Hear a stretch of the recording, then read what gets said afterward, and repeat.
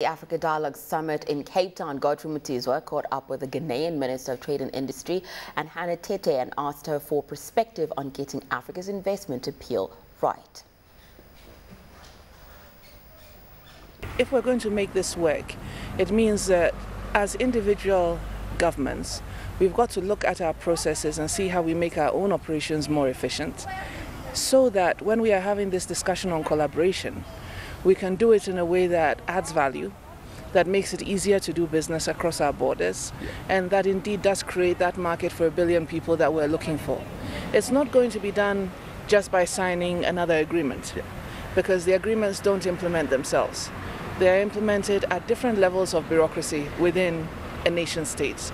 And so orienting your government officials to make them even begin to think regional instead of national, as well as orienting them towards enhancing trade and trade facilitation, as opposed to adopting a kind of fortress-like economic stance, is also going to be very much part of the equation as well. Yeah, of course. Now Ghana is in 1963 is the star of the show these days, the fastest growing economy in Africa because of the discovery of oil. Now, one would imagine there must be business flocking into Ghana in dozens, if not droves. What are you seeing in terms of new investment coming into Ghana? Well, we were growing at an average of about 6% even before the oil. So the oil has been most definitely a welcome addition, but it's not the be-all and end-all of our economic development. And even though a lot of investment has come into new prospecting, our oil is offshore. Sure. And so the creation of jobs is not going to be done necessarily by the oil industry directly, but by what we as a government invest in with the oil revenues that we get. And we've prioritized industrialization, agriculture, infrastructure development, communication, education, investing in our health systems, among others, because we think that this is an opportunity to be able to overcome our infrastructure deficits and to invest in the areas that help to make doing business in Ghana as a whole much more efficient, so that at the end of the day we become a much more competitive economy. Having said that, energy is also one of our major challenges. And so a lot of that investment is also going into the energy sector, into looking at generation, distribution, and the regulation of the sector, so that we can have not just public sector investment, but public-private investments. So for us as a country looking forward, it's about how do we make ourselves much more efficient and more competitive, but how do we do it in a way that integrates with our neighbors as well, because we're a small market. Sure. We could do a lot more if we were working more effectively with each other. And that is going to be our challenge for the next couple of years. Where are you seeing interest coming from? Oh, we're seeing interest coming from all over the world. I mean, we're one of the 4 countries in the world that has been selected by the United States as the Partnership for Growth countries. There are 2 in Africa, ourselves and Tanzania. And as a result of that, we're having a second MCC compact. But not only that, we're seeing as a result of that a lot of United States private sector investment. We've also gotten a lot of new investment over the last 3 years from India, from China, and from other Asian countries, and also from Turkey, as well as our traditional European partners. So I'd say that, and of course, African investment as well, because how much South is that? African...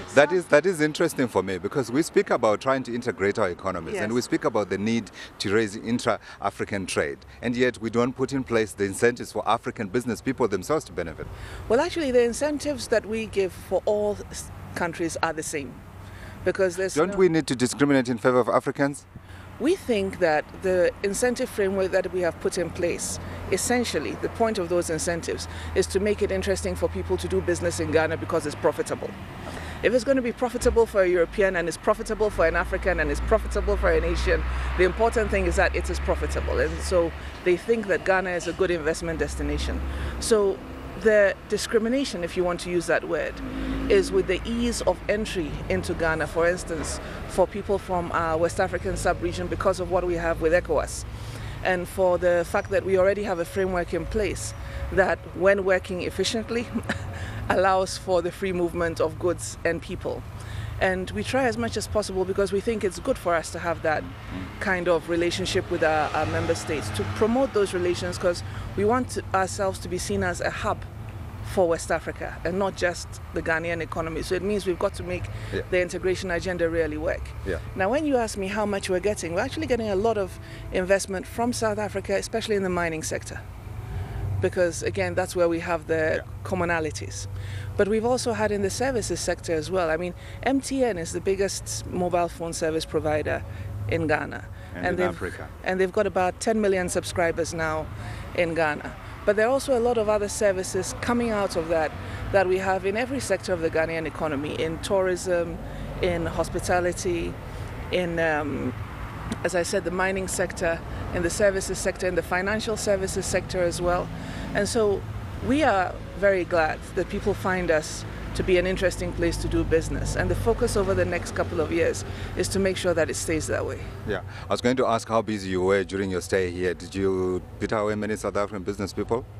I met some South African business people. I also met business people who are not from South Africa, but who want to come and visit me in Ghana. And I'm looking forward to receiving them.